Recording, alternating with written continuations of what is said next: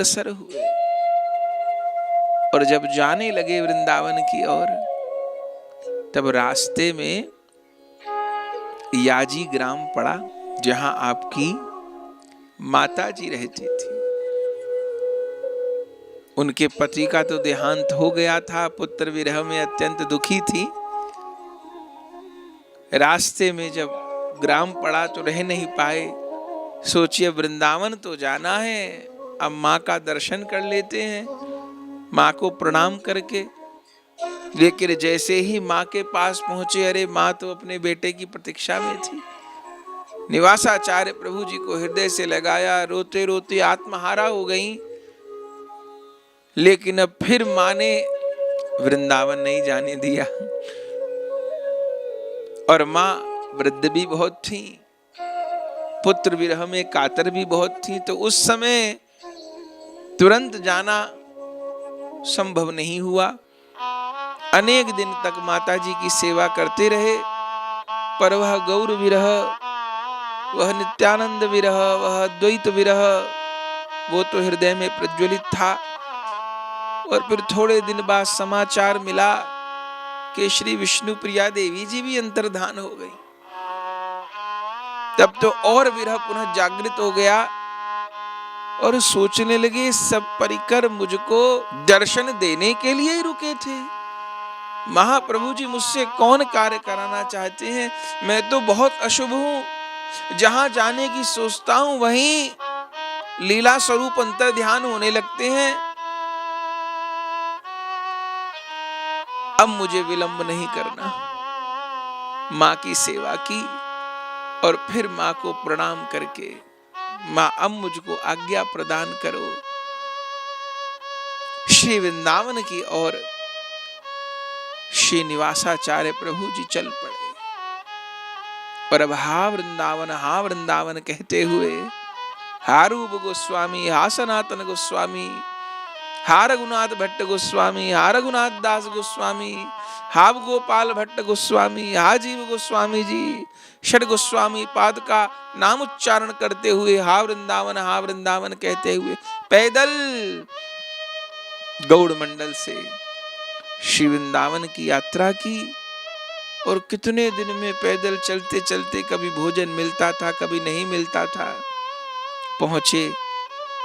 लेकिन जैसे ही ब्रज की सीमा में प्रवेश किया, तब फिर एक दारुण संवाद प्राप्त हुआ। क्या? षड गोस्वामी पाद में से 3 गोस्वामी, श्री रूप गोस्वामी पाद, श्री सनातन गोस्वामी पाद, श्री रघुनाथ भट्ट गोस्वामी पाद कुछ ही दिन पूर्व अंतर्धान हो गए हैं। ये तीनों आचार्य एक ही संवत में कुछ दिन आगे पीछे अंतर्धान हुए। गुरु पूर्णिमा को सनातन गोस्वामी जी, श्रावण शुक्ल द्वादशी को रूप गोस्वामी जी और आश्विन शुक्ल एकादशी को रघुनाथ भट्ट गोस्वामी जी। और अब पुनः तीनों आचार्यों के अंतर्ध्यान प्रसंग को श्रवण किए, कितनी पीड़ा हुई होगी, बेबल हो गए। उस पीड़ा का नहीं वर्णन हो सकता। मन में एक भावना होती है कि ठाकुर जी ऐसा खेल निवासाचार्य प्रभु जी के साथ क्यों कर रहे हैं? उनको बार बार कभी अपने विरह में, कभी भक्तों के परिकर के विरह में क्यों रुला रहे हैं? तो बंधुओं, इस प्रश्न का उत्तर एक प्रेमी ही समझ सकता है। इस मार्ग में रोना तो सीखना पड़ता है, और नकली रोना नहीं, असली रोना सीखना पड़ता है। क्योंकि इस मार्ग का एक नियम है, यहां चाहने से मिलता है, करने से नहीं। संसार में केवल चाहने से नहीं मिलता, करने से मिलता है। लेकिन इस मार्ग में करने से नहीं, केवल चाहने से मिलता है। पर वो चाह सच्ची हो, और वो चाह सच्ची है कि झूठी है, इसका पता कैसे चलेगा? अगर चाह सच्ची होगी तो भगवत विरह में, भगवत प्रेम प्राप्ति के विरह में, गुरु कृपा प्राप्ति के विरह में अश्रुधार प्रवाहित होगी। हृदय में विकलता होगी, हाहाकार होगी, और हमको भगवत साक्षात्कार नहीं हो रहा है, लीला का अनुभव नहीं हो रहा है, धाम की दिव्यता का अनुभव नहीं हो रहा है, और फिर भी हमारे हृदय में कोई हलचल नहीं है, कोई पीड़ा नहीं है, कोई दर्द नहीं है, तो इसका मतलब हमको भगवत सेवा, भगवत दर्शन, भगवत कृपा प्राप्ति की लालसा ही नहीं है। अरे भागवत जी में गोपियों के लिए क्या लिखा है? इति गोप्य प्रगायंत प्रपलंतस्य चित्रधा रुरुद्धु सुस्वरम राजन कृष्ण दर्शन लालसा। जब विकल होकर के गोपियां प्रलाप कर रही हैं रास मंडल में, श्याम सुंदर अंतर्धान हो गए रासलीला के बीच, पूरा गोपी गीत गा दिया, तब 32वें अध्याय के प्रारंभ में श्री सुखदेव जी क्या, इति गोप्य प्रगायन्तः प्रपलन्तस्य चित्रधा रुरुद्धु सुस्वरम राजन कृष्ण दर्शन लालसा। हे परीक्षित जी, गोपियां गोविंद के विरह में प्रलाप कर रही हैं, विलाप कर रही हैं, मूर्छित हो रही हैं। अरे स्वस्वर रो रही है, वाणी भी बंद हो गई, श्लोक गायन भी बंद हो गया, अब केवल रुदन शेष है। ऐसी अवस्था में सुखदेव जी ने गोपियों को क्या संज्ञा दी, क्या संबोधन दिया? बोले कृष्ण दर्शन लालसा। आज मानो अलग अलग रूपों में गोपियां विलाप नहीं कर रही, आज मानो कृष्ण दर्शन की लालसा में कृष्ण दर्शन लालसा ही रो रही है। आज मानो सब गोपियां कृष्ण दर्शन लालसा का ही रूप हो गई हैं। ऐसी स्थिति में फिर तासाम आविर्भूषौरी, ऐसी स्थिति में फिर रास बिहारी का प्राकट्य जीवन में होता है। एक प्रेमी को, प्रिया प्रियतम की प्राप्ति के मार्ग पर लगे साधक को, उस महाभाग्यवान को ठाकुर जी एक बार इसका स्वाद दिलाते हैं, और बिना इसके लगे तो बात बनती नहीं, तब तक हृदय के सूक्ष्म संस्कार नष्ट होते नहीं। कृष्ण विरह की अग्नि में ही अनंत जन्मों के सूक्ष्म संस्कार नष्ट हो सकते हैं। बाकी तो यह गुण साधन ते नहीं होई, किसी साधन में जान नहीं, तुम्हारी कृपा पाव कोई कोई। ये आंखों के अश्रु, ये विरह, ये गोविंद के लिए चित्त में हाहाकार, ये गोविंद की सबसे बड़ी कृपा है। ये हासिल नहीं होती है आराम से, ये तो कभी किसी प्रेमी की कृपा से हासिल होती है, गुरु कृपा से प्राप्त होती है। और अगर गोविंद के लिए रोना सीख लिया तो सब कुछ सीख लिया, और गोविंद के लिए रोना नहीं सीखा तो कुछ भी नहीं सीखा। निवासाचार्य प्रभु जी तो परिकर हैं, विश्वनाथ महाप्रभु के रूप है, पर इन सब लीलाओं के द्वारा शायद हम जीवों को शिक्षा महाप्रभु जी दे रहे हैं। अब रूप सनातन रघुनाथ भट्ट जी का विरह प्राप्त हुआ, हाहाकार हो गई। लेकिन एक और तो भयंकर विरह का ताप, वह विरह, वह पीड़ा, लेकिन दूसरी ओर मूर्छित अवस्था में उन्हीं आचार्यों का प्रकट हो जाना, श्री रूप सनातन रघुनाथ भट्ट जी का प्रकट हो जाना, श्री निवास जी को अपने अंतर ध्यान होने के बाद भी स्वप्न में दर्शन देना, सांत्वना देना, ये कहना कि हम कहीं नहीं गए, हम निरंतर तुम्हारे पास हैं, तुम प्राण मत त्यागो, वृंदावन जाने का निश्चय मत छोड़ो, गोपाल भट्ट तुम्हारी प्रतीक्षा कर रहे हैं, जीव गोस्वामी तुम्हारी प्रतीक्षा कर रहे हैं, ये सांत्वना देना। जब हृदय में घोर विरह उदय होता है बंधुओं, तब उस अत्यंत विरह की अवस्था में जैसे सोना जितना तपता है उतना कुंदन बनता है, तो जब कृष्ण विरह, भगवत विरह हृदय में जागृत होता है बंधुओं, तब उस विरह के उपरांत, उस अत्यंत विरह में अवस्था इष्ट देव की लीला की अनुभूति होती है, तब इष्ट देव के प्रेम की वर्षा होती है। उस सुख का अनुभव, उस लीला का अनुभव जो करे उसी को हो सकता है। विरह के बिना साधना अधूरी है। इसलिए हमारे आचार्यों ने तो संयोग से ज्यादा वियोग की महिमा गाई है, क्योंकि उन्होंने ये अनुभव किया और कराया कि बिना विरह की आंच में चित्त शुद्ध होगा नहीं, और बिना विरह की आंच लगे संयोग समझ में आएगा नहीं। जो लोग विरह को हे बता करके संयोग की बात करते हैं, उनके लिए संयोगात्मक लीला गान और जो कुछ भी है वो सब केवल अभिनय हो जाता है। लेकिन जब भगवान के विरह में चित्त तप्त दग्ध होता है, तब बंधुओं लीला गान तो बहुत बड़ी बात है। एक नाम गाते ही आंखों से अश्रु प्रवाह होता है, पर होगा उसी को नाम गान करते अश्रु प्रवाह जिसका हृदय प्रिया प्रियतम के विरह में, सेवा अभिलाषा में तप्त दग्ध हो चुका है। तब तो रूप सनातन जी ने संभाला और फिर किसी प्रकार प्राणों को धारण करके श्री वृंदावन पहुंचे हैं। और जाकर के बस किसी तरह पहुंच तो गए, पर बस गोविंद जी का दर्शन करने पहुंचे, और गोविंद जी का दर्शन करते हुए हा गोविंद, हा रूप, हा सनातन गोस्वामी कहते मूर्छित होकर गिर पड़े। मंदिर के द्वार पर ही मूर्छित होकर गिर पड़े। सब लोगों की भीड़ इकट्ठी हो गई।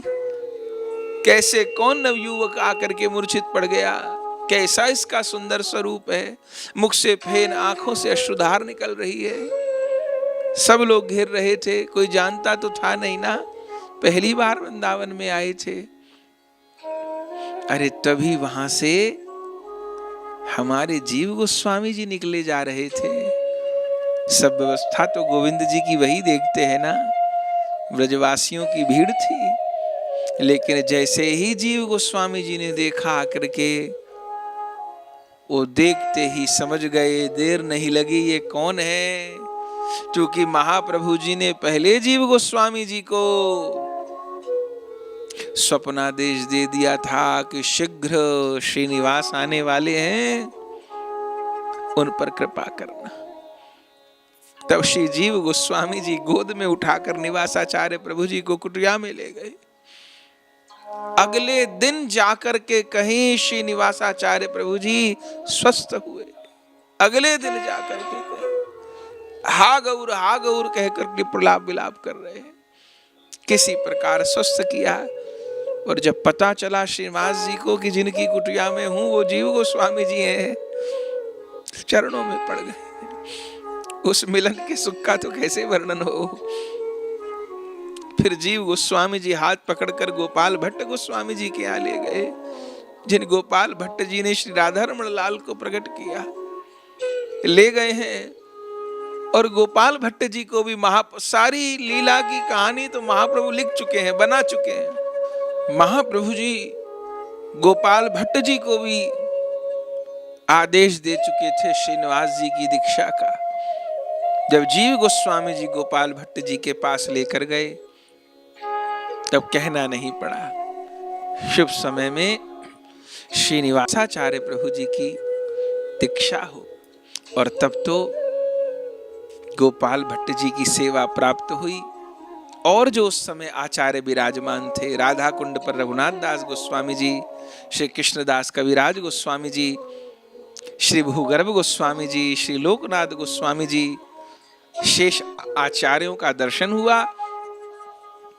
और बंधुओं तब तो गुरुदेव के अनुगत्य में साधना प्रारंभ हुई। अब वो लोग तो जन्म से सिद्ध, उनको कौन सी साधना करनी थी। मंत्र प्राप्ति होते ही तो गौर लीला और जुगल लीला, दोनों लीलाओं का साथ साथ प्रकाश निवासाचार्य प्रभु जी के हृदय में हो गया। गौर लीला का और जुगल लीला का प्रत्यक्ष रूप में गौर लीला का अनुभव करते और प्रत्यक्ष रूप में ब्रज लीला का अनुभव करते। लीला रस में डूबे रहते, सेवा सुख में डूबे रहते। और साथ में जीव गोस्वामी जी के अनुगत्य में ग्रंथों का अध्ययन। उनको कितना समय लगा, क्या कहना। उनको तो यथाशीघ्र ही जितने आचार्यों ने ग्रंथ प्रकट किए थे बंधुओं, वे सब ग्रंथ थोड़े ही समय में जीव गोस्वामी जी के अनुगत्य में उज्ज्वल नीलमणि हो, श्री चैतन्य चरितामृत हो, श्री भक्ति रसामृत सिंधु हो, श्री विदग्ध माधव हो, ललित माधव हो, तमाम आचार्यों के ग्रंथ, श्री विलास कुसुमांजलि हो, गोविंद लीलामृत हो, श्री राधा रससुधा निधि हो, समस्त ग्रंथों को आत्मसात कर लिया। केवल कंठस्थ नहीं, समस्त ग्रंथों को हृदयस्थ कर लिया। श्रीमद् भागवत जी के प्रकांड पंडित हो गए। और जीव गोस्वामी जी भी आश्चर्य में बहुत प्रसन्न हुए। अब महाप्रभु ने आदेश दिया था, वो चरितार्थ तो होना था।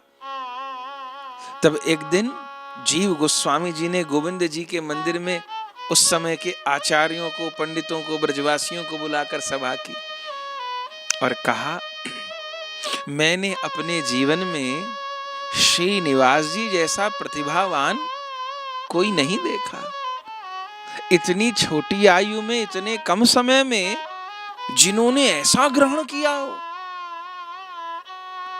भले वो गुरु कृपा प्राप्ति और भले वह ग्रंथ कृपा प्राप्ति, तो मैं समस्त महतजनों की सभा में श्रीनिवास जी को आचार्य ठाकुर की उपाधि देना चाहता।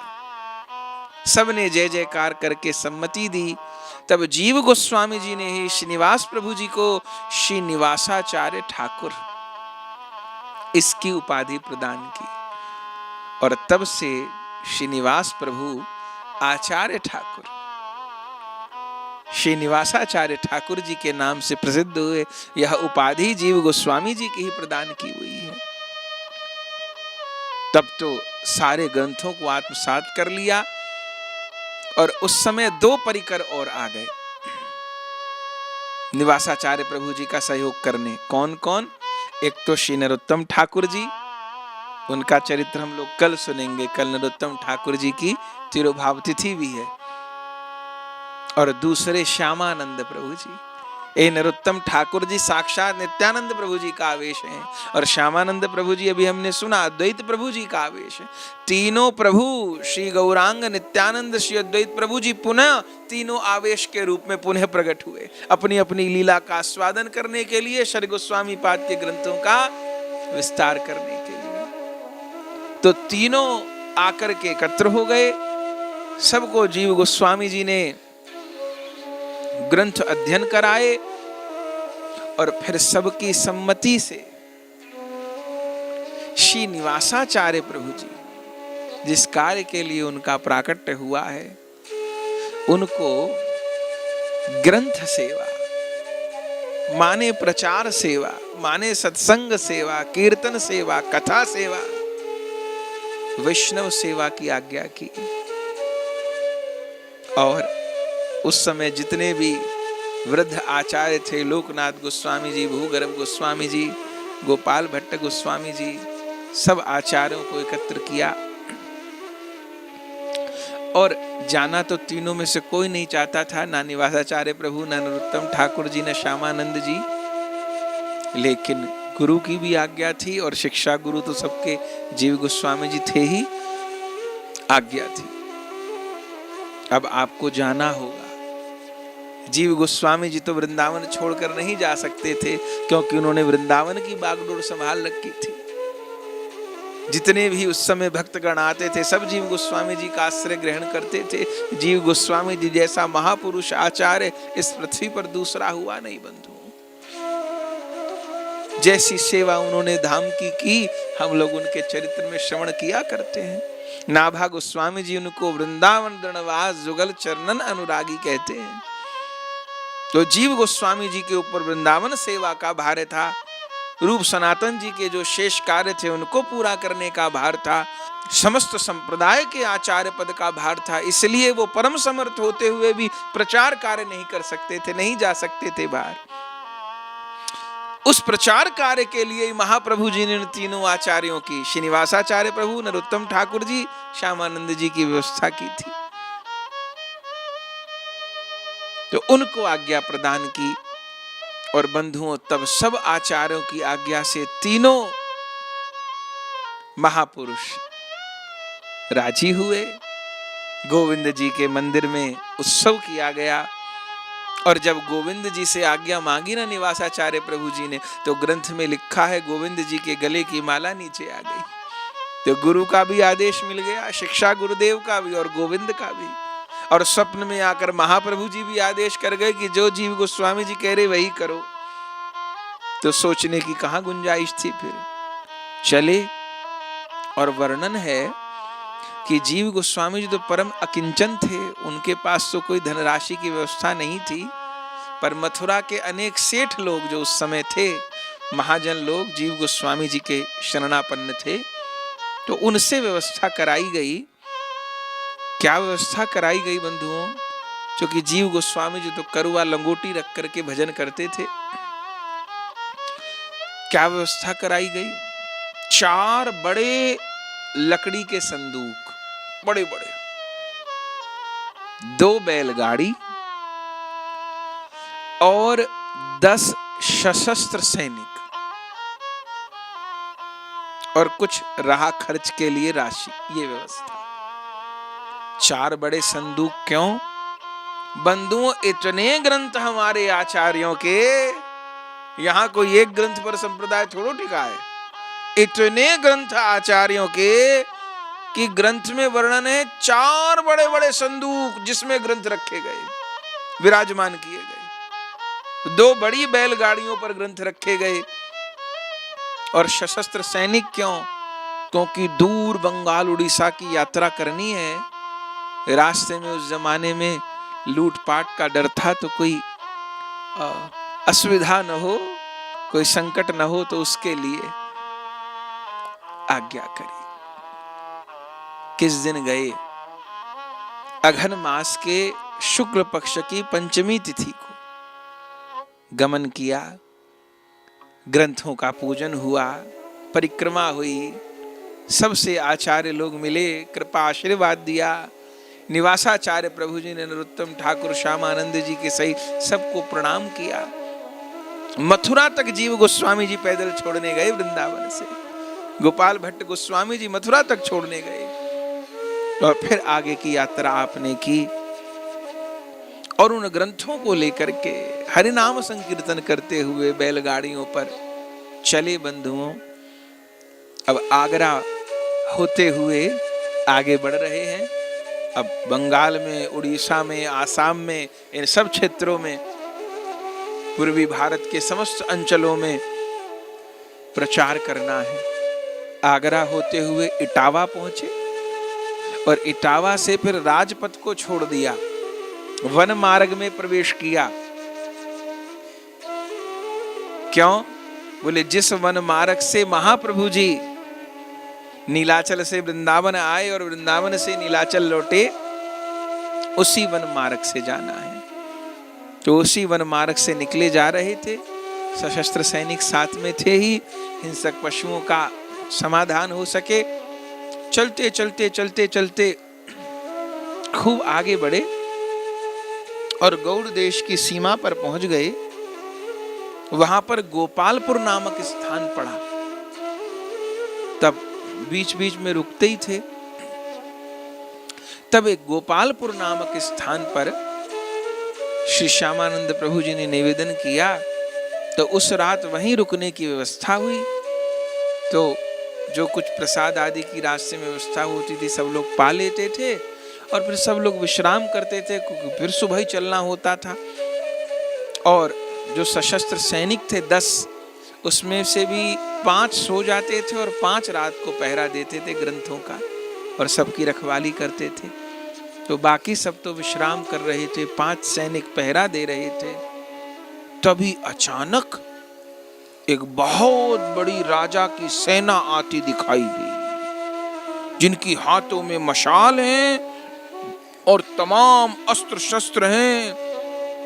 और वो उन सोते हुए लोगों पर, सैनिकों पर ऐसे टूट पड़े जैसे कोई एक राज्य की सेना दूसरे राज्य पर आक्रमण करे। और जब तक संभलते श्रीनिवासाचार्य प्रभु जी, नरोत्तम ठाकुर जी, श्यामानंद प्रभु जी, तब तक तो उन लोगों ने दोनों बैलगाड़ियां हाँक दी। माने मारने नहीं, लूटपाट के उद्देश्य से आए थे। और वे सारे जो सैनिक थे, लुटेरे थे, वे दोनों बैलगाड़ियों को लेकर के चले गए। और ऐसे गुप्त रास्ते से कि पहले तो जो सशस्त्र सैनिक थे 10, वो सैकड़ों हजारों की भीड़ के आगे कुछ कर भी नहीं पाए, रोक भी नहीं पाए, उनको बंदी बना लिया। और उन दोनों बैलगाड़ियों को लेकर चले गए। और जैसे पता चला कि दोनों बैलगाड़ियां, उनमें तो प्राण थे, अमूल्य ग्रंथ थे, निवासाचार्य प्रभु जी पुनः मूर्छित होकर धरा पर पड़ गए। श्री श्यामानंद प्रभु जी, नरोत्तम ठाकुर जी ने किसी प्रकार निवासाचार्य प्रभु जी को संभाला। व्याकुल हो गए, सिर पीट पीट कर रोने लगे। अरे हमने ये क्या किया, ये कौन दुर्देव दुर्भाग्य सामने आ गया। सारे आचार्यों ने तो अपने जीवन की कुल निधि, जितना ब्रज वृंदावन का प्रकाश किया, ब्रज भक्ति का, राधा कृष्ण युगल भक्ति का प्रकाश किया, मंजरी भाव की उपासना का, राधा दास्य भाव का, निकुंज उपासना का प्रकाश किया, उन सब का सार इन ग्रंथों में सिद्धांत रूप में, रस रूप में वर्णन किया। और हमारी असावधानी की वजह से सारे ग्रंथ चोरी हो गए। हम सोए क्यों रात को, इतने दिन जागे थे, आज भी जागना था। व्याकुल हो गए, क्या करें, कुछ अनुसंधान नहीं मिल रहा था, मार्ग में जानते नहीं थे किसी को।